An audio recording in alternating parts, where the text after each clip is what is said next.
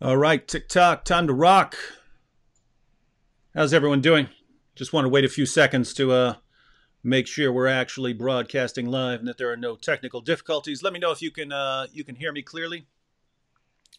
I see my face pop up on the screen. Looks like I'm live. Oh, you see this? I've been following the Christchurch attack today. I haven't been following any news with Tommy Robinson, but someone just said Tommy Robinson lost his case against fascist UK police. All right, yeah, I haven't been following that. I'll check that out afterwards. All right, so everyone says they can hear me. Robert, why don't you introduce yourself to anyone in case this is the first time they're hearing from you, and that way we can also simultaneously check your mic. Good evening, ladies and gentlemen. Robert Spencer here, director of Jihad Watch, author of books such as The History of Jihad from Muhammad to ISIS, The Complete Infidel's Guide to the Quran, The Truth About Muhammad, and 15 others. And what do you do besides that, Robert? What do I do besides that? Besides write books. Well, there's Jihad Watch, which is updated many times daily with news and commentary about jihad activity in the United States and around the world, and I bet you can tell I've said that before. And I listen to a lot of jazz music. Yeah, I've heard. And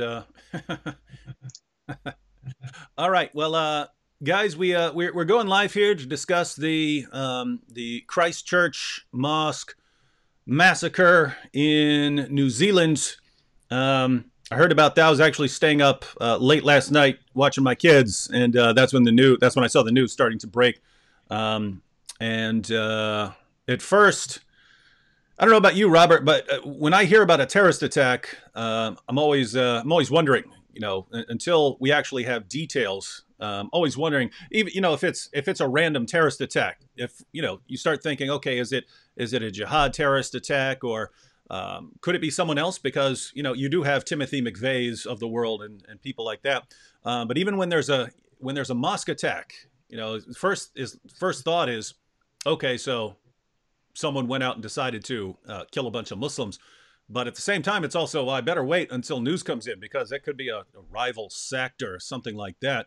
Yeah, had to wait a while for news to come in, because at first, don't know what's going on. So how do you react, Robert, when you start hearing that there's a terrorist attack? Well, of course, it's pretty much like what you said, David, that the first thing is I wonder if this is jihad activity. It's certainly possible whenever there's an attack on a mosque that it could be Shiites hitting Sunnis or Sunnis hitting Shiites. There are plenty of attacks of that kind in Afghanistan. And so I check to see if it is something that I need to report on. And then if it, as it turns out, in rarer cases such as this one here, then I know that what's going to happen is that I will be blamed. And so that takes the discourse into a different direction. And sure enough, of course, today the Council on American Islamic Relations, the Hamas-linked Muslim Brotherhood Front Group, had specifically blamed Donald Trump and also mentioned Pamela Geller and me as being responsible for this attack. The Shooter's Manifesto does not mention me or Pamela Geller. He does mention Trump and answers his own question about whether he considers Trump worthy of following as a policymaker and a leader by saying, "Dear God, no." So he's not really a Trump inspired by Trump or by me or by Geller. It's pretty clear, actually, that, well, he's some sort of nut, really, an eco-fascist, he calls himself. But anyway, the thing is that we will get into that more, I'm sure. But the first thing that the opposition does, that the pro-jihad forces in the world that want to destroy all opposition to jihad terror and Sharia oppression, the first thing they do is rush to blame people who criticize and stand up against those things. That's what they did. And so most of today I was working on a response to them. Yeah, so that is a good description if for your reaction to terrorist attacks. So if it turns out to be an Islamic attack, seems your thoughts are, well, I need to find all the details. And as soon as people start coming out saying that this has nothing to do with Islam, I need to show people the Muslim sources and what they actually say and how they do justify terrorist attacks. But that if it is anything other than an Islamic terrorist attack, then you have to brace yourself because it's going to be your fault somehow. Yes. Yes. And the thing is, of course, David, as you and I have both spoken about at great length many times, there's an ongoing effort to demonize, stigmatize, and thereby destroy all those who stand against jihad mass murder and Sharia oppression. I mean, it's really kind of amazing to me. I was speaking at UCLA recently, last week, and whenever I go to college, I have to spend a lot of time explaining in the talk why jihad terror is a real threat and Islamophobia not so much. Mm-hmm. And there's been a tremendous success in demonizing those who speak out about these issues and making it seem as if there's something wrong with opposing jihad terrorism. Mm-hmm. And then whenever there's an incident like this one, as horrific as it is, the forces of jihad in the West immediately seize on it and try to exploit it in order to shut down any discourse about jihad terror and to make it seem as if there's some sort of direct line between speaking against jihad terror and violence against innocent Muslims, which is patently absurd. Neither you nor I nor anybody that we're associated with actually had anything to do with, have ever condoned any kind of violence. And the idea that if somebody is violent in the cause of some ideology, and then does that discredit the ideology? That would be absurd. I'm sorry, I'm a little scatterbrained, but this has been a pretty stressful day. But the idea is that if this guy was really Islamophobic, so to speak, if this guy really had a hatred for the Muslim presence in New Zealand or wherever, and he did this, then does that discredit all criticism of jihad terror? Or does it mean that jihad terror doesn't exist? That would be absurd. The idea that somebody is violent because of some issue does not discredit the issue. If it did, then nobody would be socialists or communists today. But unfortunately, we're crawling with them. Mm-hmm. And there is this amazing degree of hypocrisy here. When there is an Islamic terrorist attack, and you've got terrorists, Islamic terrorists, releasing videos declaring their allegiance to ISIS or some other terrorist group and saying, hey, you guys are infidels and we're commanded to fight you and to subjugate you, and you're standing in the way of the spread of Islam and you're interfering in Muslim lands, and according to Islam we have to fight you until we rule over you or you're dead. And we say, well, here are the passages in the Muslim sources that give these exact views. The response is, you bigots, there's no connection whatsoever between what these guys are saying and these crystal clear commands of Allah and Muhammad in Islam's most trusted sources. There's no connection whatsoever, even though we find these commands in the Muslim sources, and even though we have Muslims saying that they are aware of these teachings and that these teachings are the motivating factor in their actions, we're told, no, there's no possible connection, and the only reason you're seeing some sort of connection between someone carrying out a terrorist attack and Islam commanding terrorist attacks, the only reason you're seeing some connection there is because you're a racist. You have to be a racist in order to see obvious connections that any 4-year-old could see. But when we turn around, and you've got a guy here who is an ethno-nationalist. Now, Robert, I've heard you make fun of white nationalists before. In fact, I've got you on video. So all you, if anyone's here and you're a white nationalist and you think Robert's your buddy, keep in mind, Robert does make fun of you, and I have him on video making fun of you. That is a position that you regard as silly, and yet that's, according to the manifesto, that was this man's motivating factor. Was yes. Was white nationalism was the motivating factor. And even there, just to be clear, Robert and I are no fans of white nationalism. I think it's incredibly silly to base the future plans of the world and your strategies on the amount of melanin in your skin. I can't think of too many things that are sillier than that. But even here, we want to be clear. There are plenty of white nationalists who are totally peaceful and don't want to kill or subjugate anyone or cause a war. They believe in peaceful means of doing things. And so if you want to respond to them, then, you respond to their ideology. But you've got a white nationalist here.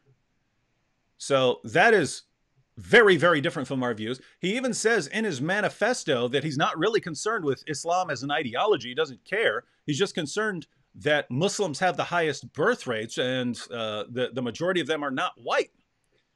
You remember reading that? Yes, absolutely. And really, well, yeah, you hit the white nationalist thing, but I think it also needs to be stressed that this guy was just trying to stir strife in the society. Yeah. That and he is, which is just the opposite of what you and I are trying to do, which is ensure that free societies governed by the rule of law are maintained in the world, that Christians are free to worship, that Jews are free to worship, and so on, without coercion, harassment, jihad, terror, and so on. And this guy, he says, why did you choose to use firearms? He says, for the effect they would have on social discourse. He says, with enough pressure, the left wing within the United States will seek to abolish the Second Amendment. The right wing within the U.S. will see this as an attack on their very freedom and liberty. This attempted abolishment of rights by the left will result in a dramatic polarization of the people in the United States and eventually a fracturing of the U.S. along cultural and racial lines. This is what he wanted. Mm-hmm. And what we want is harmony, peace, and brotherhood between all peoples, and mutual respect, and the opposition to an ideology that is radically intolerant and against all these things, and is supremacist and aggressive at its very core. So the idea that we have something to do with this, or that this was carried out according to some ideology that we hold, is just a media fantasy designed to aid the ultimate goal of shutting us down completely, mm-hmm. which I do think is coming pretty fast, especially now after this. And what's really scary is, I mean, I've been predicting for years, and I said in my video, it doesn't take a genius to figure out where this is going. Anytime you have two sides that are in some kind of conflict, and one side is using violence, then you'd better be very careful about how the other side is going to react, and make sure that they have sort of peaceful outlet. Yes, there needs to be a military response and a police response to protect people from the violence, but you need to take steps to make sure the other side doesn't become equally violent or more violent. And so just give everyone an idea of what I'm talking about here. Everyone was confused about, back when we had the Arab Spring, or even before that, with Saddam gone, in our mindset, in the Western mindset, lots of people thought, hey, if you just get rid of the dictator, if you just get rid of the tyrant in the land, then all the people who want peace and friendship, those people will take over the country, and then everything will be lovely. All the freedom-loving, democracy-loving people will take over. Just get rid of the tyrant. Why do we think like that? Because that's how things worked for us. Not realizing that we had a particular kind of population already, right? You had a population that really did want freedom and democracy and things like that. So we still tend to think, hey, just get rid of Assad, just get rid of Saddam Hussein, just get rid of Gaddafi, just get rid of these guys, just get rid of Mubarak, and then there's going to be peace and democracy there. And then we get rid of these guys, and all of a sudden people start blowing up each other's mosques. You say, wait a minute, why are people blowing up each other's mosques? And the reason was there were already people there who wanted to blow up each other's mosques. They were just scared of the tyrant that you just got rid of. And now they're not scared, because you're not going to respond the way the dictator did. And so they're not scared of you. They're not scared of George Bush or Barack Obama or Donald Trump. And so, And so that's the situation. But here's the situation you have, right? Even if you had a ton of peaceful, Sunnis and Shias in a land, if 1% of those Sunnis and Shias were the sort that wanted to go and kill people from the other side, if 1% were actually violent Sunnis or violent Shias, then here's the situation. The 1% of Sunnis who were actually violent in that land, they go and they bomb a Shia mosque. And now all of a sudden that 1% of Shias who wanted to go kill Sunnis, now all of a sudden that goes from 1% to 5%. And so you get an attack now on a Sunni mosque, and all of a sudden that 1% of Sunnis who wanted to go out and kill Shias, that goes up to 10%. And so now you get more attacks on the Shia mosques, and then the number of Shias who want a violent retaliation, that increases. And all of a sudden you get this massive escalation almost instantly, and then at the end of it you get ISIS, right? Yep. Right. Yeah, and so that's what happens. And so, and by the way, that can happen anywhere. And so, what you don't want here is, well, Muslims keep launching, terrorist attacks throughout the world, and well, therefore, we need to just go, kill civilians or whoever who are Muslims, just to get back at them, just to show them. That's what you don't want. That's what you don't want to happen. But David, yeah. it reminds me of that thing John Kennedy said, that when you make peaceful. I'm so sorry. Yeah, peaceful resistance impossible, you make violent resistance inevitable. Yeah. Something like that, right? Mm-hmm. Yeah. And this is actually what we're dealing with here. Mm-hmm. That already the opposition to jihad terror has been so demonized and stigmatized that you are going to get nuts who think that violence is the only way. Mm-hmm.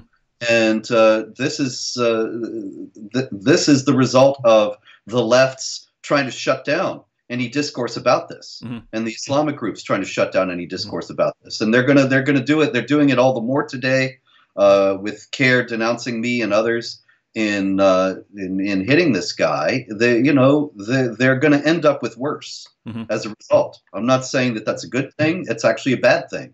But it is a direct result of their refusal to deal with this problem adequately, and their absolute intransigence in even admitting that there's a problem with jihad terror and Sharia oppression of women and others. Mm-hmm. Yeah. So here's how this escalation will. Here's what it's going to look like unless someone comes up with some brilliant strategies. But the situation is this. So you have terrorist attacks, Islamic terrorist attacks for years. And I'm not sure what the latest count is, but it's tens of thousands of Islamic terrorist attacks just since 9/11. We're usually most familiar with the terrorist attacks that hit close to home, but they're everywhere. They're around the world. And the situation that you have is people look to their leaders, they look to their governments, they look to journalists to, explain what's going on and give a good perspective. And hey, what are we going to do about this? And instead of seeing the government and journalists and educators doing anything that looks like they might be able to solve this problem somehow, instead it's shut up if you're at all concerned about this. You must be a racist, right? Yep. So yeah, and story of life. Yeah. So, and the video I posted earlier today, and I posted clips from videos from past years where I predicted that if you keep silencing people and just calling people racist, and I'm saying this because that's exactly what Anders Breivik said in his manifesto. Anders Breivik said exactly that. He said, "You want to know why I turned to violence? It's because when I became concerned about Islam, I thought about going into politics, and I realized that I would simply be called a racist. I would be marginalized. No one would care at all about anything I'm saying. And so I decided that peaceful speech was pointless. It's worse than meaningless. It's a waste of time. The only way to get through is violence." And so that's what Breivik said, right? And guess what? Other people can come to that exact same conclusion. And so this is the terrifying spiral that we're in right now. I have to emphasize, it's caused by the left. Mm-hmm. It's caused by the left and the Islamic advocacy groups in the United States. It is not caused by me or Pamela Geller or you or Donald Trump. It is caused by the absolute stigmatization of any honest discussion of the jihad threat. Mm-hmm. It's caused by the Southern Poverty Law Center mm-hmm. and the Council on American Islamic Relations. They're the ones who were responsible for Breivik and their European counterparts, and they're the ones who are responsible for this guy. Mm-hmm. And so, just to be clear on that, if people aren't understanding what's going on here, when you have a violent attack, right? You expect the government to, protect you, to take steps to protect you, to make sure people aren't going to bomb you, to do things like that. You want to see your journalists and educators get to the truth of the matter and start getting to the bottom of these things, looking into the sources of the attacks and so on. Instead, all of these sources just call you racist for being concerned about the terrorist attacks, right? And you have people like me and Robert who still believe that there's an important discussion to be had, and that we can eventually solve our problem. Yes, just to be clear, you do need to respond to terrorist attacks with your military and police forces and things like that. So we're not just saying, hey, we'll go stand in a corner and talk about this. You need to respond to active terrorists and terrorist threats through government means and so on. But as far as the ideology of Islam, we still believe that you can deal with that ideology as an ideology. You can refute the ideology. You can undermine the ideology. So you can deal with the ideology peacefully. But what's happening is you are ending up with people who don't agree with us, who don't agree. Like they would view what we're doing right now as total waste of time. What are you guys doing talking? You should be out killing and slaughtering. That's what they believe, right? Why are they coming to this conclusion? Why are they coming to the conclusion that it's a waste of time? Well, they look around and they see people who criticize jihad and Muhammad and the Quran and the commands to wage terrorist attacks against unbelievers.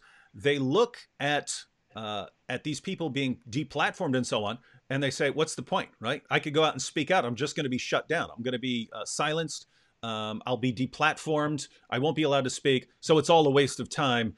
But I'm still concerned about my kids. I'm still concerned about the future. I'm still concerned about my civilization. And therefore, I need to act now before it's too late. And these are the guys who are going out waging terrorist attacks. So these are scary times because, again, the escalation is this, right? You have jihadis waging terrorist attacks, but now you have people who are responding, well, I'm going to go to your mosque and kill you. And then what happens? Well, now the jihadist recruiters and radicalizers who are going to Muslims saying, hey, you need to join our terrorist group. Now they say, look, you see, they're even coming into your mosques, killing and slaughtering people. You are not safe among them. You have to fight back. So now they use that to radicalize more people who go launch more terrorist attacks. And since speech is being shut down, people are being deplatformed. What happens? More non-Muslims conclude that they have to fight against violence with more violence, and so they go attack more Muslims. And then, what do you do there? What do you do? Just a horrifying situation. What you're going to end up with is just what this crazy shooter in New Zealand wanted: the fracturing of the U.S. along cultural and racial lines, civil war, all sorts of strife, rioting, killing in the streets, all sorts of things. And this is what's coming. I think that it's only a matter of time now. I fully expect that there will be a lot of pressure put on the social media giants and the other powerful forces in our society today, the controllers of the means of communication, to close me out, close out you, close everybody down who is talking about these things. I was on Twitter earlier with talking with this fellow Muslim Matters. I don't know who's behind that account, but he's got 310,000 followers, and he was calling for me to be banned from everything. All the platforms, and I think that's common. Of course, it's been a long-standing effort. They've already done this with other voices that people think, well, they're a little bit crazy, so they don't mind. Alex Jones they banned, and well, maybe Alex Jones they think is a little nutty, so that's okay. Or somebody else is banned. Milo is banned, and well, he's a bit outrageous. And so these people just don't bat an eye, and they don't realize what's coming. But it's really like Pastor Niemöller said during World War II. First they came for this group and that group, but I wasn't a member of this group or that group, so I didn't mind. I didn't do anything. And when they came for me, there was nobody left to speak out. And this is the same kind of thing that's happening or going to happen here. I wouldn't be in the least surprised if I wake up tomorrow and I'm all shut out of everything. If not now, it'll be soon. This is the way things are going, and there is unfortunately not a whole lot of pushback against this tendency right now. among people who are aware of this issue. Mm-hmm. Yeah, and by the way, I'm thinking the same thing. Wouldn't surprise me at all to see myself deplatformed, even though I've spent years condemning violence, even though the reason we're against Islamic terrorism is because it's terrorism, and Islam is just the ideology that promotes it most vehemently and most clearly, and the one that people are most terrified of speaking out against. And so we think, oh, someone has to do it. Might as well just be us then.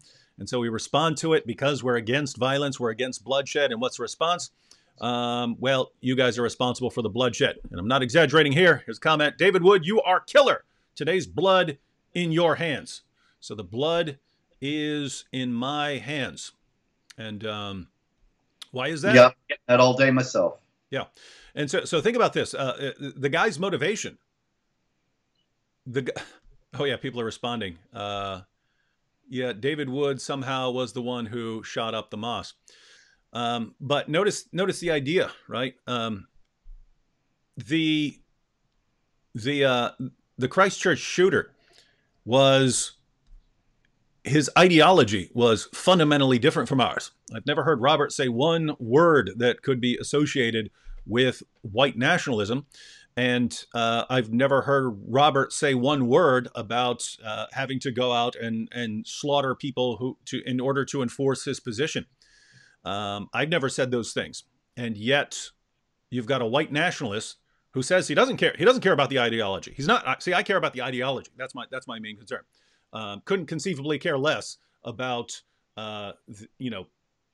ethnic issues and stuff like that. I mean, to be clear, I care about ethnic issues when they're harmful issues. But as far as like making white people the only people in an area, I think that's totally ridiculous.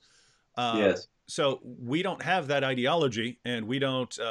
We advocate peaceful means. So in what way did this guy get this idea from us? In what way would this guy go out here and kill because of things that we've said? And here's another comment. The main reason for today's attack is your spreading of hate and radicalizing Islam. Hey, you Robert, radicalized Islam? we radicalized Islam. That's quite a job. You know, I think it's a funny thing. It's in a certain sense, it's a tribute that these people think we are so powerful, David. It's incredible that they think that we are actually responsible for people thinking ill of Islam. Islam does a tremendous job of making people think ill of it without our help. Nidal Malik Hassan and Abu Bakr al-Baghdadi and Osama bin Laden, and I could just name the Tsarnaev brothers, and I can name jihad terrorists for the next 30 minutes without repeating myself. There have been 34,000 lethal jihad terror attacks worldwide since 9/11, and they think that you and I are such skillful propagandists that this perfectly benign thing, this cuddly religion that teaches brotherhood and tolerance, everybody would love it, David, if it weren't for our nefarious powers. Yeah. It's astonishing the credit that they give us in this backhanded way. It doesn't have anything to do with jihad terrorism. Nobody minds that. Everybody knows it's a religion of peace. It's only when we come along and start saying, hey, Islam teaches kill them wherever you find them. And when you meet the unbelievers, strike the necks. Nobody cares about that. It's only when we point it out it's a problem. Mm-hmm.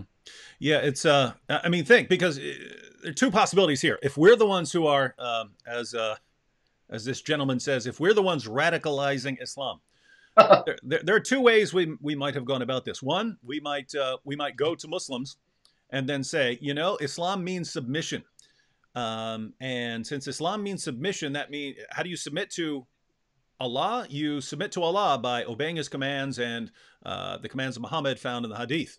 And so what does Muhammad command? What does Allah command? Well, that depends on where you are and what situation you're in. But at the end of the day, once you're in a position to wage jihad against unbelievers, then you are required as a Muslim to do that so that Islam can be the religion over everyone, dominating everyone. And so you don't, as a Muslim, get to reinterpret that. You are supposed to obey what Allah and Muhammad said. And if a Muslim agrees with us and says, wow, Islam does mean submission, and so I do need to do what Allah says, therefore I need to obey the commands of Allah to violently subjugate the entire world, that's us radicalizing them. That's us radicalizing them. So that's one way we could radicalize them. There, though, David. There's one little thing. Excuse me. Mm-hmm. The fact is, of course, as you and I very well know, Muslims don't learn about Islam from non-Muslims. Yeah, no, yeah. Muslims don't respect non-Muslims in terms of their authority to tell them about Islam. Yeah, there was a guy a few years back. He's dead now, but he was one of the early propagandists of this theory on the internet. And I remember reading once he actually wrote that Hamas terrorists were reading my books and articles and being radicalized as a result. Watching David Wood videos. Yeah. Exactly. I'm not familiar with a totally peaceful Muslim going to Robert Spencer and saying, wow, Islam does promote terrorism. I guess I'll go out and be a terrorist. So that's one way we could have radicalized Islam. We somehow went and started these terrorist organizations by convincing Muslims that Allah means what he says and not something completely different. So the alternative here is that Allah is the worst communicator in all of history. Muhammad is the worst communicator in all of history. When Muhammad said that he has been made victorious with terror, he didn't really mean it. He was just a bad communicator. That's what I guess that's what true Islam is. And shame on us for telling people no, Allah claims to be perfectly clear, and you'd better believe him. So that's one possibility of how we radicalized Islam. The other way we could have radicalized Islam is if we're actually brilliant scientists who invented time machines and went back and inserted all of these teachings into Islam's most trusted sources. Yeah, so, I've gotten that one too, David. Professor Khalil Muhammad of San Diego State University, I believe that's where he is. This was many years ago, but he actually claimed, he was writing an attack on me, and he said he actually claims that Muhammad married his daughter-in-law. Now I thought, wow, this guy thinks that I wrote the early Muslim sources and chapter 33 of the Quran, which is all about how Muhammad gets the permission from Allah to marry his daughter-in-law, Zainab bint Jahsh. And this is something that he is, and this gives Zainab this marvelous distinction that she was married to Muhammad by Allah himself, whereas the others were married in earthly marriages. This is, it's amazing that he thinks I wrote the Sirat Rasulullah of Ibn Ishaq. I wrote the 33rd chapter of the Quran, maybe more of it. But of course, they rely on the ignorance of Westerners who don't know what's in the Quran and don't know what's in Islamic teaching. And they can't really believe that it really does have all these things in it. And so they think that they can just lie this brazenly and that we will be considered to be just hateful bigots who are making this stuff up. And actually, I'm sure that they're probably right. I actually remember another one, Hussein Ibish, the mountainous defender of Palestine. He, many years ago, was on a radio show with me, and I was saying that there's so much anti-Semitism in the Quran, and this leads to a lot of the hatred that the Palestinians have for Israel, and one of the reasons why there can never be a successful negotiated settlement. And I said, the Quran says that the Jews were transformed into apes and pigs, and Ibish actually said, the Quran doesn't say that. And I said, it's chapter 5, verse 59 and 60. And he said, it's not in the Quran.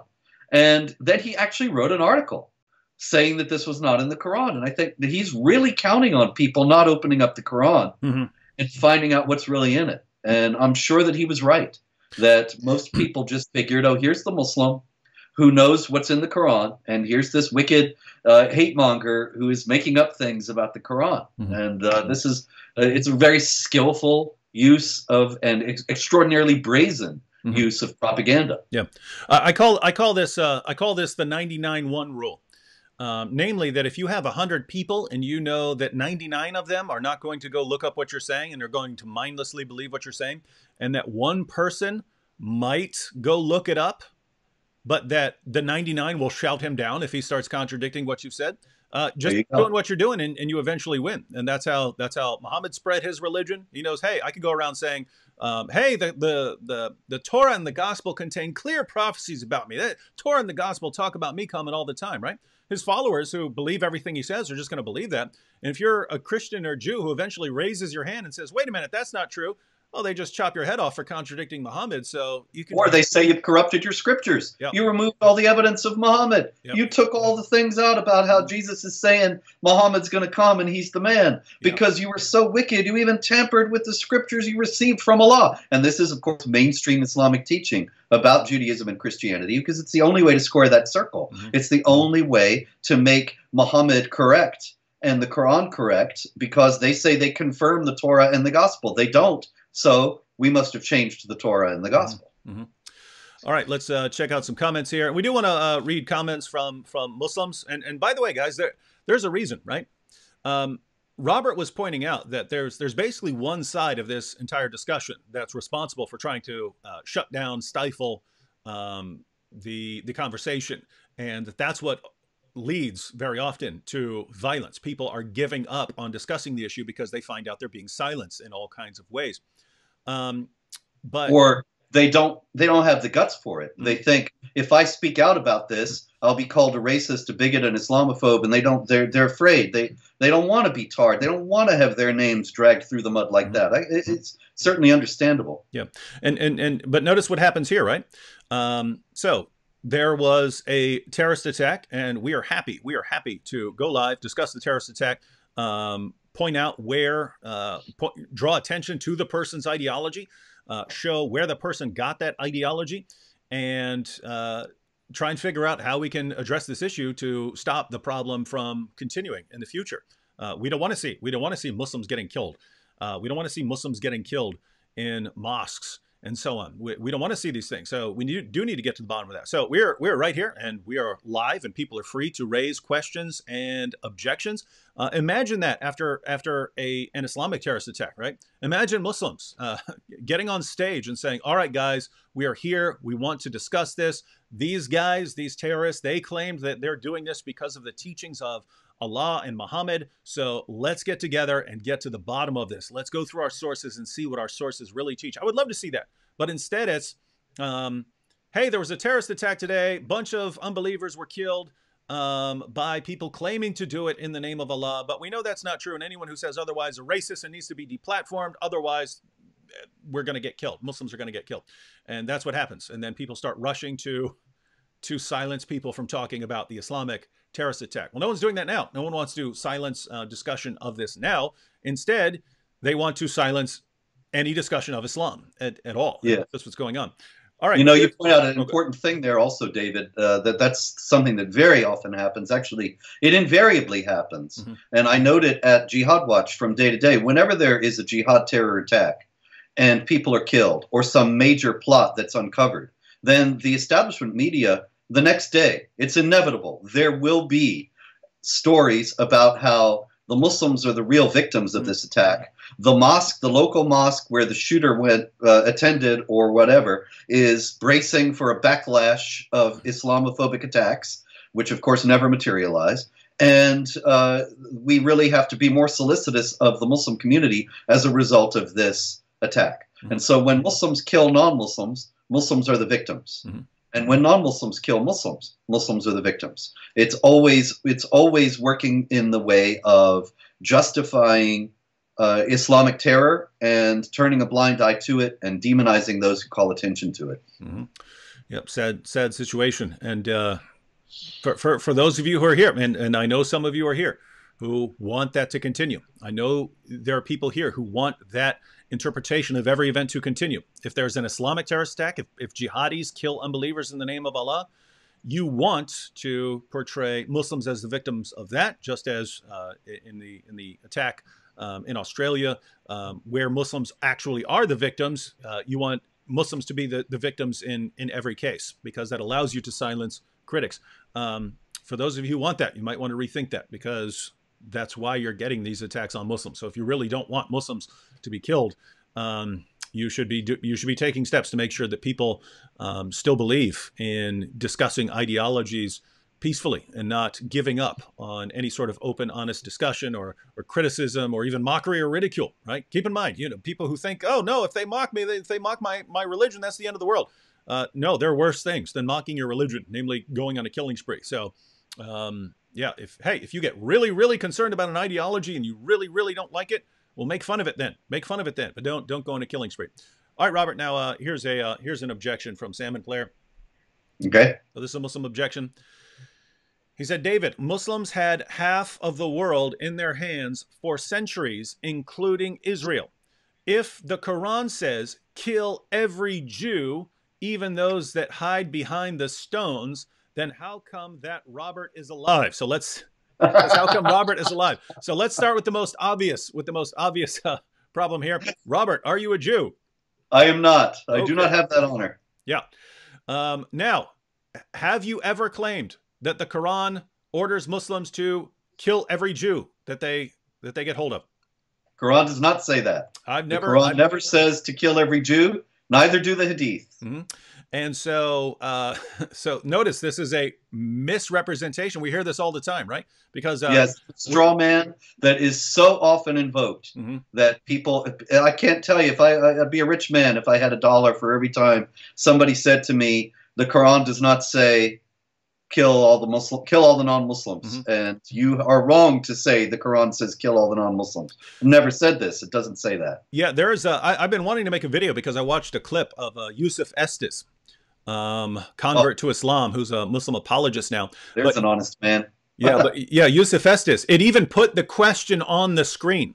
The question on the screen was, does the Quran advocate violence towards Jews and Christians? Now, would you say that the Quran advocates violence towards Jews and Christians? Certainly, absolutely. Chapter 9, verse 29. Fight against those who do not obey Allah and his messenger, and do not forbid what he has forbidden, even if they are of the people of the book, Jews and Christians, until they pay the jizya with willing submission and feel themselves subdued. That is clear incitement to violence against Jews and Christians. So we would say that, but here, this was, I think this was on the Dean show. And so that's the question that popped up. And Yusuf Estes responded, just as you pointed out, with the straw man. He says, okay, so people say, why does the Quran command to kill all Jews and Christians? Well, let me go ahead and respond to that. Nowhere does the Quran say kill all Jews and Christians. And he proceeds to pretend that was the actual question that was asked. And so it's not surprising at all for people like Salmon Player to say, oh, okay, you're saying that the Quran says kill every Jew. And then he goes on to say, even those that hide behind the stones. Now, he's confusing what's in the Quran with what's in the Hadith there. What is he referring to without actually knowing what his sources say? What is this with killing those even that hide behind the stones? Well, that's the Hadith. It's in Sahih Muslim. It's in Bukhari. It's repeated many times. It says that the Muhammad says the end times will not come until Muslims kill Jews. And the Jews hide behind trees, and the trees cry out, "Oh, Muslim, there's a Jew hiding behind me. Come and kill him." Except the Garkad tree, which is the tree of the Jews. And there's, of course, as you know, a lot of wonderful absurdities about this, with Muslim spokesmen saying the Israelis are all planting Garkad trees in their yards to ward off this happening. And I just recently came across an imam preaching about this and actually saying that a prime minister of Israel had said, he didn't name which one, had said that this, yes, of course, we know that hadith is true, but we're just trying to prevent it from happening. But it doesn't say Muslims will kill all the Jews. It says that Muslims can help to bring on the end times by killing Jews. The end times will not come until Muslims kill Jews. So that's something. That's a hadith about the end times. As far as what the Quran actually says, the Quran encourages Muslims to fight against Jews and Christians until we are subdued, until we become dhimmis, until we acknowledge our inferiority and pay the jizya. Is that an accurate representation of what we claim that the Quran says? Yes. Okay. And this is something that we see working out throughout history. In 1400 years of jihad all over the globe, from Spain to India, you had Muslims conquering non-Muslims and then making them into second-class, a second-class group that had to pay the tax, the jizya, and submit to various other humiliating and discriminatory regulations. It was not until the 1850s, when the Ottoman Empire abolished the dhimma, the system of dimitude, under pressure from the Western powers because they needed their help in the Crimean War, that this system came to an end. But it is still part of Islamic law, and the Islamic State, ISIS, revived it in their own domains and made the Christians pay the jizya and submit to various other points of discrimination. So these things are very real. We didn't write them, we didn't make them up, but they do not amount to killing all the non-Muslims. So the question, as this fellow has about if the Muslims had half of the world in their hands for centuries, they didn't kill the non-Muslims because they were subdued, they were submissive, they were paying the jizya, they were a source of income for the Muslims, and consequently that was not right. Muhammad even says, don't kill them because they're a source of the livelihood for the Muslims. So Salmon Player, basically the situation you have when Muslims are able to subjugate Jews and Christians, force them to pay, they're your source of income, right? That's your revenue. Why would you want to kill Jews who are paying you money? Why would you want to go out? Yeah. Why would you want to kill a bunch of Jews who are giving you money on a regular basis? And Robert, if I recall correctly from your amazing book, The History of Jihad, as new Muslim rulers would arise in areas, if they were in an area where they thought that Jews weren't behaving as good subjugated people, if they did not really understand their inferiority, wouldn't new Muslim rulers come up and start cracking down on the Jews and saying, "Hey, you guys aren't understanding who's really in power here"? Yeah, absolutely. The most notorious incident was in 1066 in Granada, in wonderful, tolerant Muslim Spain, where one of the Muslim rulers, who was not following Islamic law, he appointed one of his friends, who was a Jew, to a position of power in the city. And the Muslims in the city were then incited to violence and killed 4,000 Jews in Granada, because the people doing the inciting, they knew that it was against Islamic law for Jews to hold authority over Muslims, that this ruler should not have appointed the Jew into a position of power, and that the Jews had to be killed because they were forfeiting the dhimma. They were not obeying the command to submit and feel themselves subdued. And so this is something also that happened in Egypt in the 17th century, and so on, that there were Muslim rulers, visitors who came from North Africa, a little farther west of Egypt, and went into Egypt and were appalled that the Jews and the Christians were not being mistreated sufficiently. They had too many rights. And they called upon the Egyptian rulers to redress this situation. And so that is something that recurs throughout Islamic history, that there are periods of laxity, periods of tolerance where the non-Muslims are not suffering sufficiently, and then there are other Muslim hardliners who come into power and make sure that they do. Because after all, as the Quran says in chapter 9, verse 14, fight them and Allah will punish them through your hands. So the Muslims are the executors of the wrath of Allah on earth, and it's their responsibility to make sure that the non-Muslims are suffering. All right, so Salmon Player, I hope that answers your objection, which was flawed in almost every possible way. Yeah, so and Salmon Player, just keep in mind, there's a situation where we just had a terrorist attack, right?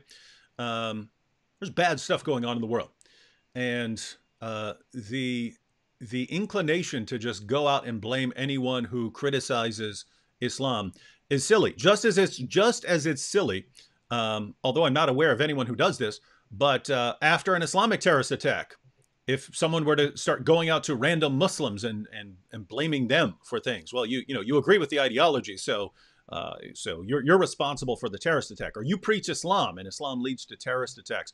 That's the objection we hear after every Islamic terrorist attack. Oh, you're blaming all Muslims. Well, I don't know anyone who's blaming all Muslims for terrorist attacks, but the idea that a white nationalist eco-fascist who describes himself as possibly left-wing, possibly right-wing, and semi-socialist, who decided to abandon all speech and just go on a killing spree in order to have people like us silenced so that people would start turning more to violence. They would, his entire idea, Robert, this is what I find most terrifying, right? Because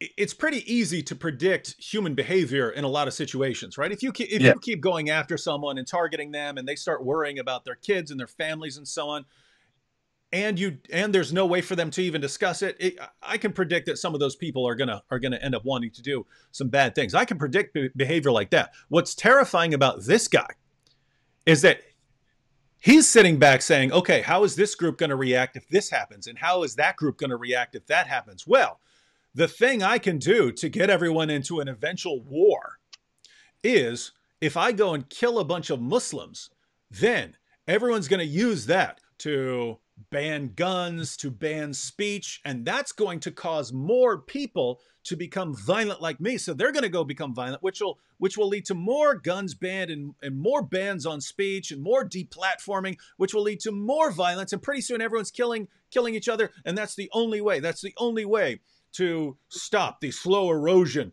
of the white race. That's this guy's thinking. And so that's what's going to happen. That's what they're going to get. Yeah, no, I mean, it's absolutely amazing. We're to a point where he can sit there and send everyone, guys, here was my plan. I am so confident. This is what the guy's saying. So don't take this clip out and say, oh, this is what David Wood is saying.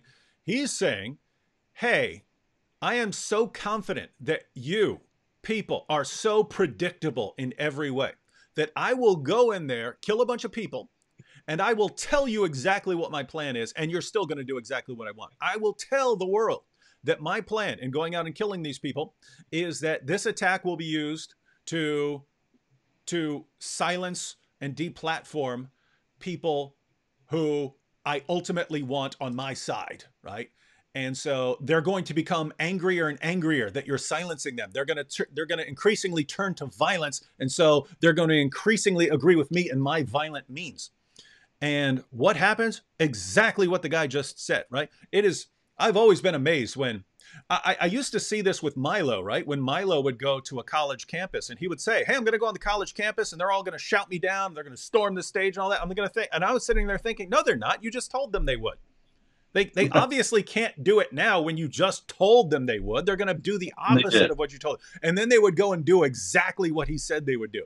And it really seems like you get to a position where people don't know anything else, right? They have no other method of dealing with anything. And so you can tell them they're going to do it and they still have no choice but to do it, because that's the only solution they know of. Yep. And we are standing on the hull of the burning ship, because all this is coming down, and the people who claim to be trying to stamp it out are making it happen. And it's all going to continue to come down on them in exactly this way. And they would never and will never acknowledge that we have a point. You know, there's not going to be any reaction to this video from somebody saying, well, you know, I thought you guys were terrible and I was wanting to get you guys shut down, but you convinced me that you were a reasonable voice. There's not going to be any of that as a result of this. And they're just going to continue to defame and smear those who stand against jihad terror. And so they're going to get more people like this madman in New Zealand, and then they're going to blame us more and shut us down even further. And you know, the guy, the Muslim Matters guy today on Twitter, he was saying, you know, I have to be banned from everything and thrown out of all polite society. And I asked him, well, what then? What if I keep going after that? Should I be jailed or just killed outright? And this kind of thing is really coming, and the people who are lighting the matches and setting the fires are going to continue to do so. Mm-hmm. But it ain't us. It is those who are foreclosing on any possibility of having a rational discussion about the reality of the jihad threat. Mm-hmm. Yeah, so that's the situation we find ourselves in right now. Just to clarify for everyone, right? You have different kinds of groups that can be concerned about Islam or immigration or whatever people might be concerned about. You have people like me and Robert who are counter jihadists, right? We respond to jihad. Why do we respond to jihad? Because we don't like violence. We don't like killing. That's why we respond to it. If enough people responded to it, I would go and do something else. I respond to it because there are very few people who actually respond to this. So that's why I'm involved in this. That's my concern, right? It's something that keeps getting people killed. So you want to, and the first step in getting anything done about jihad is getting people to know where it's being taught and its source and its origin, right? As long as people are completely ignorant, you can't figure out where this is coming from, well, no one's going to be able to do anything about it. So you have the counter jihad. Then you also have things like the white nationalist movement, right? And you do have perfectly, I mean, the vast majority of counter jihadists are perfectly peaceful people. You could occasionally get someone who's concerned about jihad and decides to go out on a killing spree, right? You could have tons of completely peaceful white nationalists, and then you might get someone who goes out on a killing spree. But the idea that you would say that, hey, if you eventually get a white nationalist who goes on a killing spree, therefore the peaceful counter jihadists, the people who are horrified at violence, they're the ones who are responsible for his white nationalism and his decision to turn to violence, is so absurd. And then the fact that you turn right around, and if a Muslim says, hey, I'm killing in the name of Allah because Allah commands me to go out and violently subjugate the entire world, and you people are in my way, and you'll say that has nothing to do with Islam. It's so absurd that, and the fact that this is the dominant position, position on the left, right? Yes, it is. An Islamic terrorist attack. An Islamic terrorist attack that a jihadi got right off the pages of the Quran or Hadith can't possibly have anything to do with Islam. But any person of any ideology who kills a Muslim for any reason, it must be Robert Spencer. Yeah, it's silly, it's absurd, it's ridiculous, but this is the situation that we're in, and I wonder what these people think. Their end game is becoming increasingly obvious. That if everybody who resists jihad terror, everybody who nonviolently says we need to have legal, constitutional, rational responses to the jihad terror threat, if everybody who says that is shut down, is defamed as a racist and an Islamophobe and discredited and silenced, deplatformed and so on, then the jihad will advance. There will continue to be jihadis who will continue to kill people, and there will be nobody who has the courage to oppose them, because everybody who is opposing them has been silenced and destroyed. And so the jihad will advance unopposed and unimpeded. And as I kept asking the Muslim Matters guy today, is that your end game? Is that really what you want? Because if it isn't, then there has to be some rational response to the jihad threat. But that's what we have been offering all these years and have only been defamed as a result of it. Yeah, and just sad situation. That, I mean, think about it, guys. You have people who are concerned about Islam. That's just a fact. And that concern doesn't come from us. That comes from things like terrorism. That's why people are concerned about Islam. They see an endless stream of terrorist attacks, right? They see buildings coming down. They see mass shootings. They see vehicular attacks. And they see it all over the world. They see it in America. They see it in Great Britain. They see it in France. They see it in Spain. They see it in Africa. They see it in the Middle East. They see it in Asia. They see it everywhere, right? Everywhere Islam goes, you get terrorist attacks. But you have people like me and Robert and anyone we work with who say, hey, we need to focus on dealing with the ideology. Don't become violent in return, except where it is necessary to stop a jihadi group or something like that. We're the ones telling people not to become violent in retaliation. And we're the ones that everyone is trying to silence. What happens if you silence the people who are telling people not to become violent in retaliation? What happens that is the idea, I think the theory is, well, then everyone's concerns about Islam are going to go away. No, they're not. Yeah, Concerns because are still, we made them up. Yeah. Yes. The concerns There about really. the concerns about Islam are still going to be there. Only there aren't going to be any people getting together and discussing these things and saying, hey, here's how we can deal with Islam in a peaceful manner. You're not going to have that. Instead, you're going to have these sort of isolated factions of individuals who can't even discuss anything online. And some of those groups of people, since they can no longer discuss anything on any public platform, are going to discuss what to do in their own little groups. And you are going to get a lot of bloodshed. And Yes. that is what we want to avoid. And so it's just amazing that we can spend and dedicate our entire lives to doing something to reduce the amount of violence in the world. And the conclusion of people who are aware of us is these are the guys who want a bloodbath. These are the guys who want an epic bloodbath between Muslims and the rest of the world. Yes. Well, I think they know. I don't really think that they are that stupid. I think they're evil. That they want to shut down free speech. They want to control the public discourse. We interfere with the plans of the left for their globalist socialist utopia, and with the plans of the jihadis for a caliphate and the destruction of non-Muslim governments. And so we have to be thrown out of the way. We have to be discredited and destroyed. And well, they're doing it. They're doing very well with it. And we will see if they succeed in exploiting this this horrific incident in order to further their goals. But no good will come of what they're trying to do. Mm. All right, deal with a couple questions right now.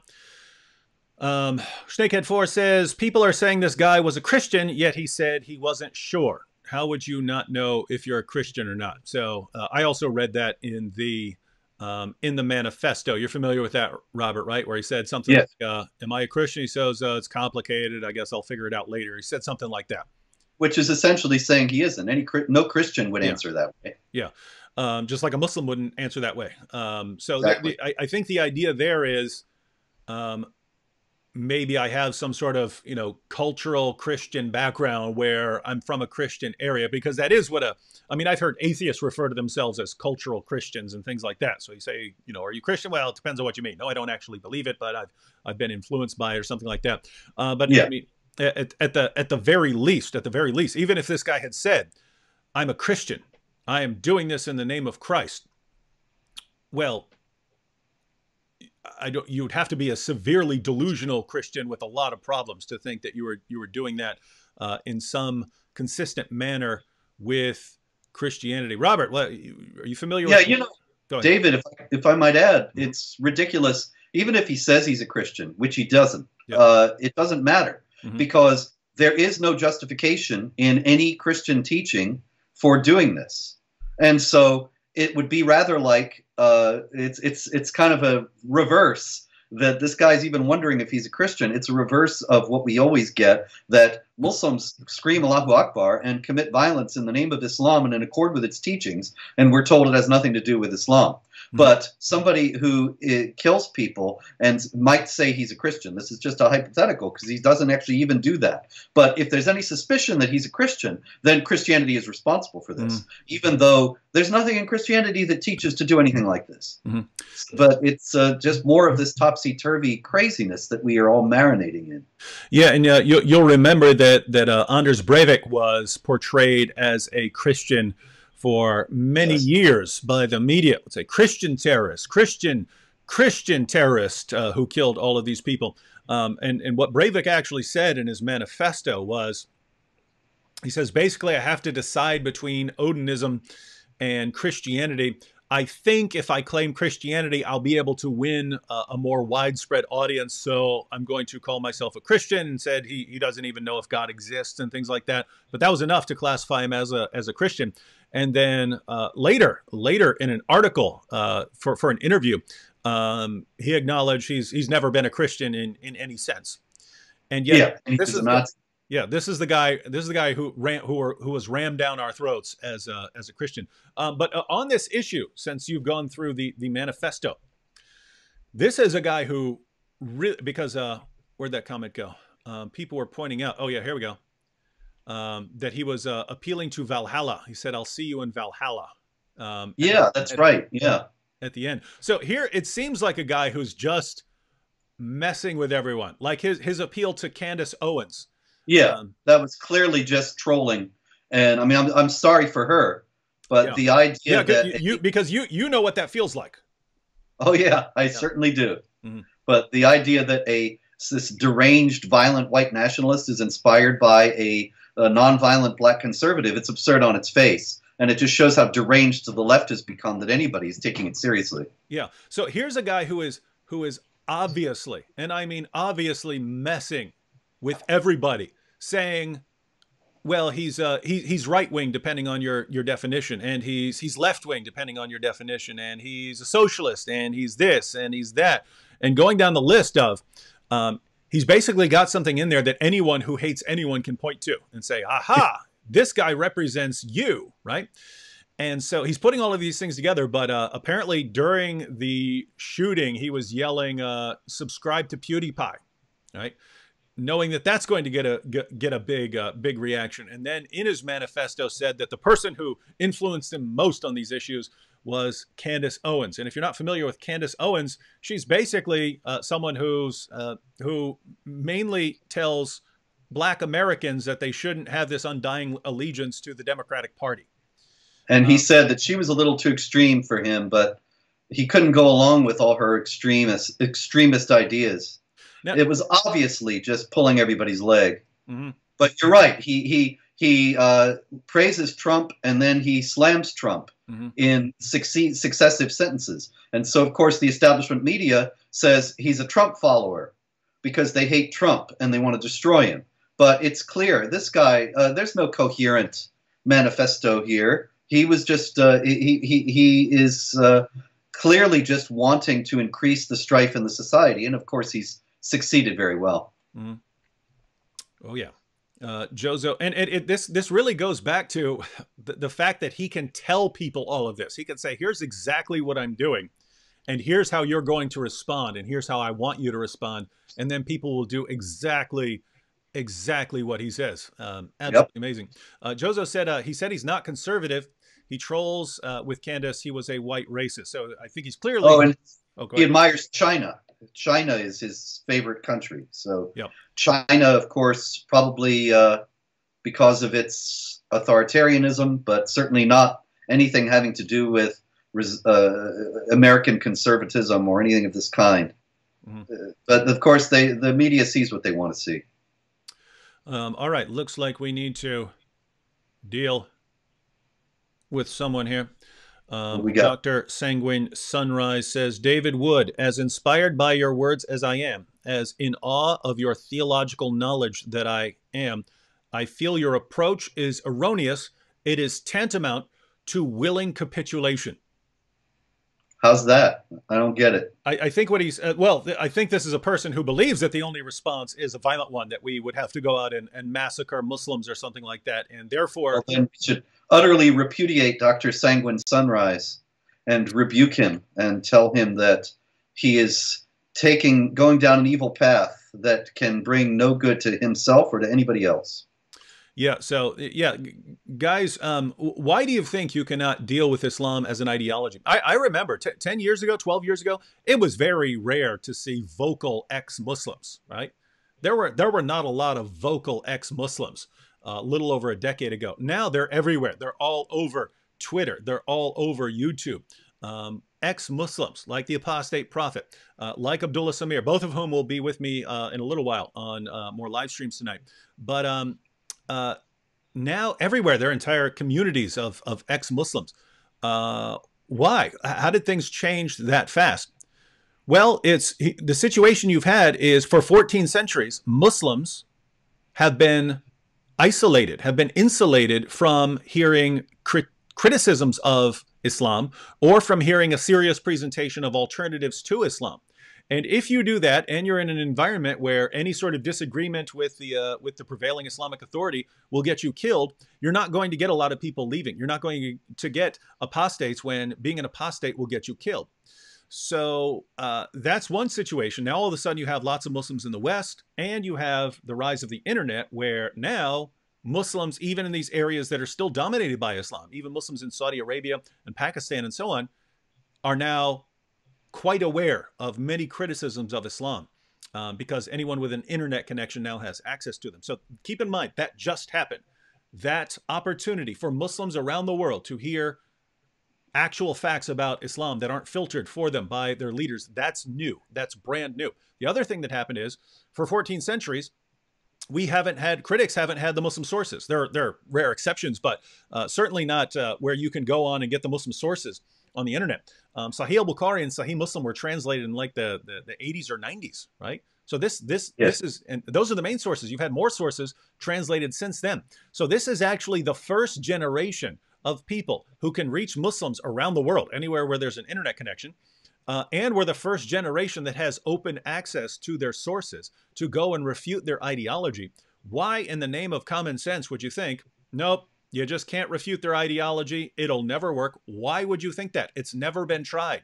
And before you go out advocating a global bloodbath of 1.6 billion people, you might want to rethink that. You might want to think, oh, maybe we should try and refute it as an ideology. Because, Robert, I think like this: if you've got all these ex-Muslims coming out and things like that, and it's in an environment where the entire political front is telling them Islam is wonderful, and all of Hollywood is telling them that Islam is wonderful, and the entire education system is telling them that Islam is wonderful, and journalists basically everywhere are telling them that Islam is wonderful, and they're still realizing that Islam is false. Just imagine what would happen if everyone could suddenly be honest about Islam and people could talk about the history of the Quran, and you could be on nightly news programs regularly talking about jihad and the history of Muhammad and the history of the Quran. I don't think Islam would be anywhere near the threat that it is now if we could just talk openly about this. Indeed, you're absolutely right. Well, my experience has been very similar to yours, that I've encountered many Muslims who've told me, or ex-Muslims who've told me, that they began to study the Quran, they began to research, sometimes even to refute what I was saying, and they found out that it was true and left Islam. Yep. There was a blogger, Samir Parker. He had this response to me online for quite some time, supposedly showing that everything I was saying about Islam was false. And then one day, without any warning, he scrubbed his website and left a note there saying, I realized that Spencer's right, and I'm leaving Islam, and I'm closing down this website. And the fact is that he just did not realize that these things were really in the texts. But when Muslims do, Muslims of goodwill, many times, they will turn against terrorism and turn against jihad violence and Sharia oppression and renounce the whole thing. So yes, it is possible to have a peaceful, nonviolent, open discussion about these things that will lead to people being less violent and less inclined to endorse violence. And so foreclosing on that discussion is extraordinarily unwise. And it's like lighting a fuse on a powder keg. There's only going to be violence as a result. Yeah, so here's the situation, right? Just a decade ago, there weren't a lot of public critics about Islam. Now there are a bunch, and I hope we get enough to where me and Robert can go do something else. Because there are roughly 10,000 things I would rather be doing than being threatened with bloody death and have my wife threatened with rape and so on regularly. I would rather be doing something else. But the situation that we're in is, I look at this, and by the way, you could look at this in two ways. You could look at this from a completely secular, natural perspective, or you could look at this from a perspective of divine providence. When we look at Islamic growth rates and things like that, birth rates, the spread of Islam, and we look at the predictions for the next few decades and how Islam will be taking over as the world's dominant religion. We're just a few decades away at current rates of growth and so on. And then in that situation, all of a sudden, we get everything we need to refute Islam as an ideology. Right? All of a sudden, it's put in our hands. Guys, all of a sudden, right now, you get open access to the entire world, every Muslim country. And at the same time, you get all of their sources so you can refute all the nonsense that their preachers have told them all their lives. Here it is. It's in your hands. You could look at that and just say, wow, what a coincidence. You could look at that and say, wow, maybe God is giving us an opportunity to do something amazing here. Either way you look at it, I don't know why you would not want to sit there and at least try to deal with things peacefully, right? Because keep in mind, if you're set on an epic bloodbath, then you could always do your epic bloodbath later. At least try to deal with Islam as an ideology, because as Robert was pointing out, when Muslims leave Islam, which we see over and over again, they very often become very effective critics of Islam. And this sort of thing is snowballing. This sort of thing is snowballing, right? The more critics of Islam that you have, especially those who come from an Islamic background, the more people they influence to leave Islam.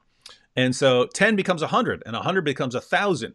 And if you get enough critics of Islam around the world telling people the facts about Muhammad, even people who still remain Muslims, right? So you're going to have people who leave Islam. Then you're going to have people who remain Muslims, but even if they remain Muslims, they're gonna have their doubts now once they learn, the actual history of Muhammad and the actual history of the Quran, and they realize, wait a minute, the things my imam told me all my life, those things are completely contradicted by my sources, and so my leaders have been lying to me my entire life. Even if they decide, I'm still going to be a Muslim, they're gonna have their doubts, and they're not exactly going to be the sort of people who are going out waging jihad for Allah. But even the people who remained absolutely devout, convinced Muslims, they're going to realize, hey, we are not in a position to take over the world right now, because we've got tons of people who've left. You've got tons of people who don't want to fight, and we're just not in a position to be going out waging jihad. In other words, those guys will tend to stand out more. The more radical Muslims, those will stand out more, and you can deal with those. So the idea that we're advocating capitulation by saying, hey, you can do this peacefully. You can respond to this ideology peacefully without going on a killing spree. My goodness, how long have we been standing against Islam to be called capitulators? There's just so much craziness, David. Yeah, it's a capitulator in you.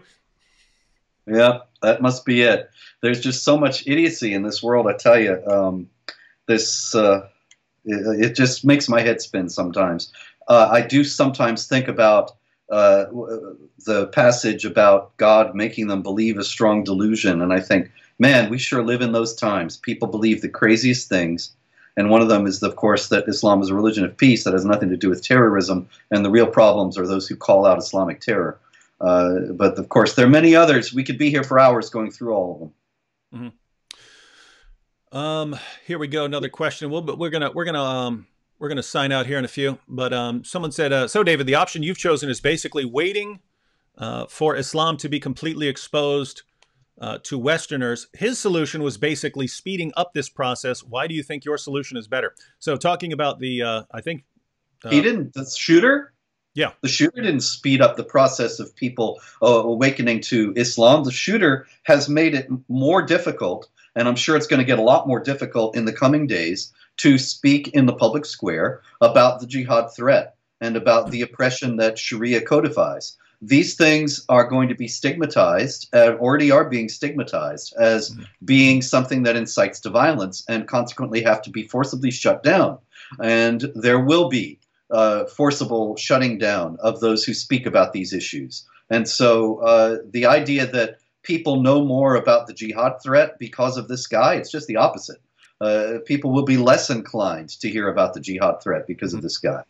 Yeah, so if this guy is successful and he actually shuts down speech and more people turn to violence, he could speed up the process in terms of the bloodbath that he wants.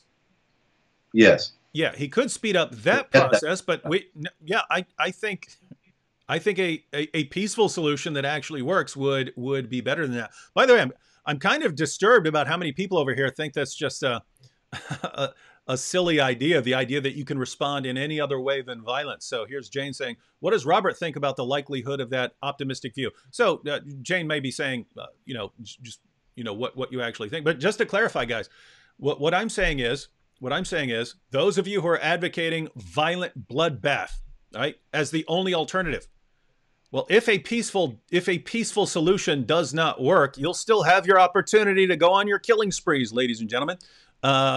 I'm saying, why would you not try, knowing that we are the first generation that even has an opportunity to deal with this peacefully? Why would you Yes. not at least want to try it? What do you think, Robert? I think that it's absolutely true. It cannot be emphasized enough, David, what you're saying about how this is the first time this has ever happened.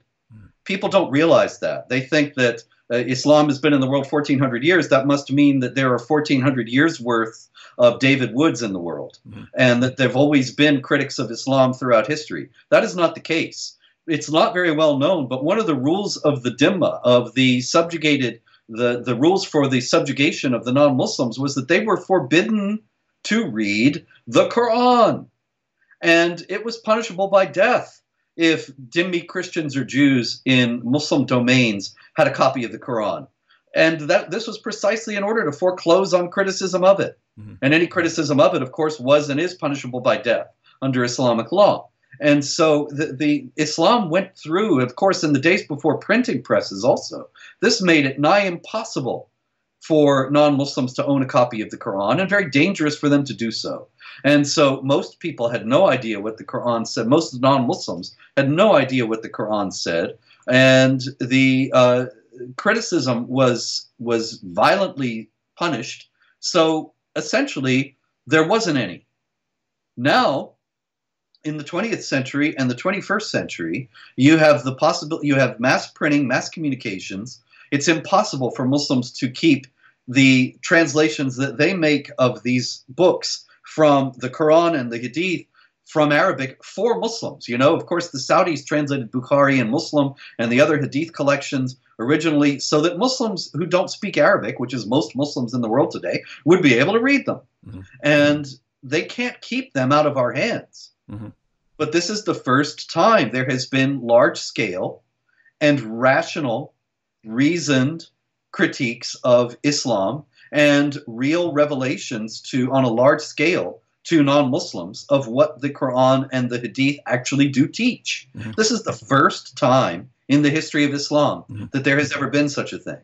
And so this is, I think, one of the reasons why the Organization of Islamic Cooperation and the other Islamic organizations in the world are so intent on shutting us down. And it's a shame that the leftist socialists who are in power in the West are on board with this operation to shut down the freedom of speech, because this is the discourse that we have to have that will prevent more jihad violence and more people being killed and subjugated in the West. And there's never been in human history any other attempt to do this on any large scale. I know of a book by Humphrey Prideaux critiquing Muhammad in the 18th century, and there were some critiques. There was a critique, of course, by St. John of Damascus in the 8th century of the Quran and some of the teachings of Islam, and there have been a few here and there throughout history, but nothing like on the scale of what we see today. And nothing like with the reach that we have to Muslims that we see today, that Muslims themselves are able to read my books, watch your videos, and come to judgments about whether what we're saying is true and what they really, what kind of moral stance they want to have about the Quran's violent teachings and misogynist teachings and anti-Semitic teachings and all the rest of it. Never happened before. Yeah, and I wanted to add that those of you who believe that violence is the only solution, right? I'm assuming you would agree that a couple of random people, like the Christchurch shooter, that's not going to solve your problem, right? I hope you don't think that a Breivik here or this guy there, I hope you don't think that that's going to solve your problem, because that would be ridiculous, right? What you're really thinking is the entire West rises up and goes on a killing spree. That's what you're assuming, right? Well, just think about that. In other words, to get what you want, you would have to have what? You would have to have pretty much the West in general on your side to make that work, to make your bloody violent revolution work, right? You can't do it with a couple of guys. If you think that your little, you and your pals are going to go out and launch a violent revolution you're stupid. You're going to get caught. You're going to get put in prison or killed, right? It's not going to do what you think it will do. So the only way you could even think about getting this to work would be that most people agree with you and your plans, and you get the government on your side and the military on your side and all these things, right? That's what it would require. So that's your end game, right? That's what you're aiming towards. Well, think about that from my perspective here. If you're going to get everyone on your side, and you're going to get the government and everyone else on your side, and they're all going to agree with you, why would you just not use that opportunity to refute Islam? Because I pointed out, if so many people are leaving Islam, when 98% of everything they hear about Islam is positive from every single source, what would happen? What would happen if it was just on regular television, the history of the Quran and the blunders in the Quran and all of the horrible things that Muhammad did, the things that get hidden from Muslims today? What would happen if all of that became common knowledge, because now everyone is on your side and they all agree with you? So in that situation where you now have all of the major platforms for sharing information, you have all those on your side, because those are the things you're going to need to wage your bloodbath. Why would you want to wage a bloodbath then? Unless you're just a white nationalist or white supremacist, you want to go out and killing everyone because of their skin color or something like that. But as far as if Islam is your concern, Islam can be refuted. It can be refuted. And if you ever get the power and authority to go kill more than 1 billion people somehow, it would be much easier to just refute the ideology. So those would be my views. All right, Robert, we have a couple minutes left. Any final thoughts here on this?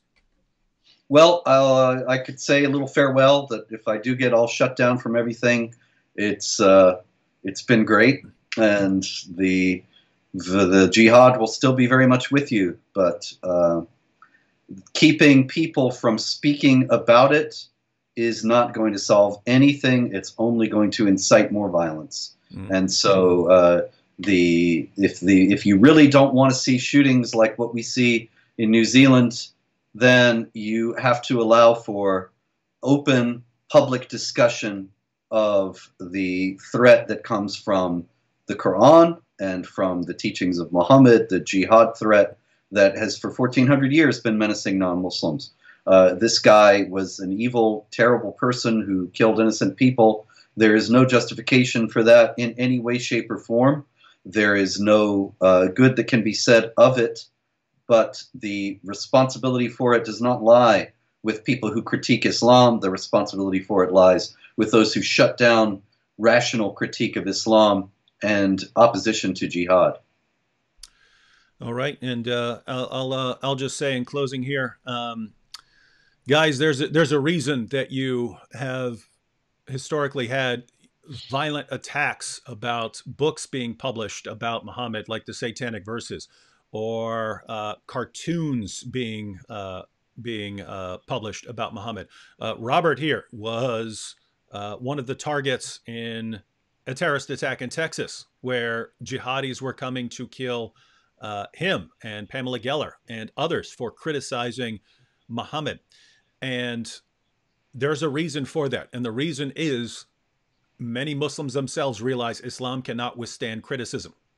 And so if you know that even the Muslim leaders themselves understand that Islam cannot withstand criticism, why would you think, hey, let me just turn straight to violence and not focus on this criticism that even the Muslim leaders themselves are extremely worried about, extremely concerned about?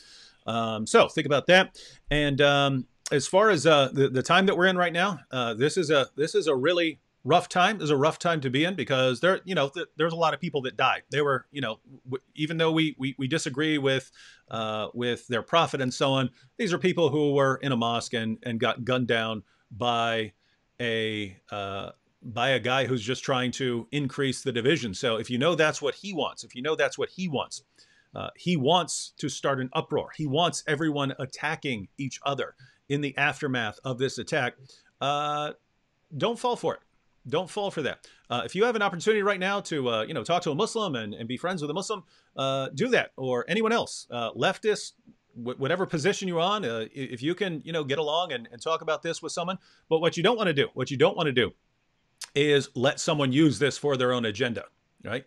Don't let someone use this attack to say, this is why we need to stop all of this, or this is why we need to shut this person down. Be very wary of people who are using attacks like this to for their own agendas, right? So yeah, just, let's all try and get along. In fact, I was going to post some very, very savage criticisms of Muhammad this weekend. I'm even going to put them off for a couple of days. I'll put them off till next week, just so people can focus on trying to understand these issues and get to the bottom of things without shutting down speech. So thanks to Robert for joining me for this and having his input. And I'll be live again in half an hour with the apostate prophet to discuss this further. God bless everyone.